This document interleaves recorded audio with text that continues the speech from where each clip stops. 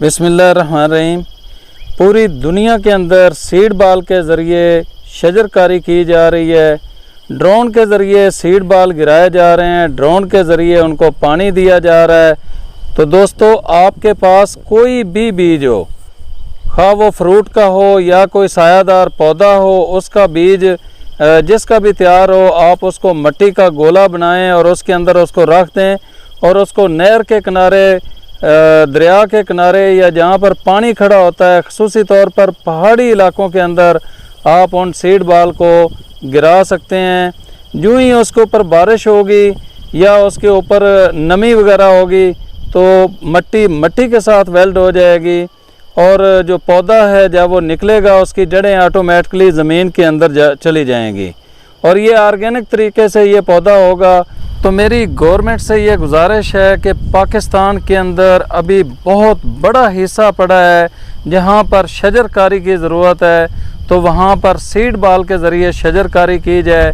ख़ुसूसी तौर पर पहाड़ी इलाकों के अंदर जहाँ पर लाखों नहीं करोड़ों दरख्त लगाने की जगह मौजूद है।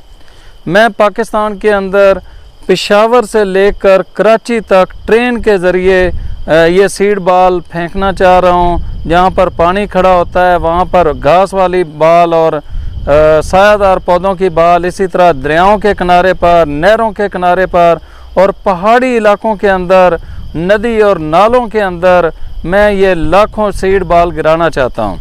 इसके लिए मुझे एक सीड बाल बनाने वाली मशीन की ज़रूरत है जो कि थोड़े से पैसों के अंदर बन जाती है। अगर हम वो मशीन बना लेते हैं तो उसकी मदद से हम एक दिन में 25,000 से लेकर 40,000 तक सीड बाल तैयार कर सकते हैं। और मैं ये चाहता हूँ कि जितने भी टूरिस्ट वो गिलगित बल्तिस्तान जाएं, कश्मीर जाएं, KPK जाएं या बलूचिस्तान के अंदर जाएं, तो हम कराची, इस्लामाबाद और लाहौर के अंदर वो सीड बाल छोड़ दें और लोग वहाँ से वो लें और ले जाकर वहाँ पर अपने अपने हिस्से की सीड बाल फेंक के वापस आ जाएं। आप लोगों से यही गुजारिश है कि दरख्त लगाएं, पाकिस्तान को बचाएं, अपनी आने वाली नस्ल को बचाएं और इस वीडियो को शेयर कर दें। शायद हो सकता है आपकी वजह से कोई भाई सीड बाल बना के उसके ज़रिए शजरकारी कर ले।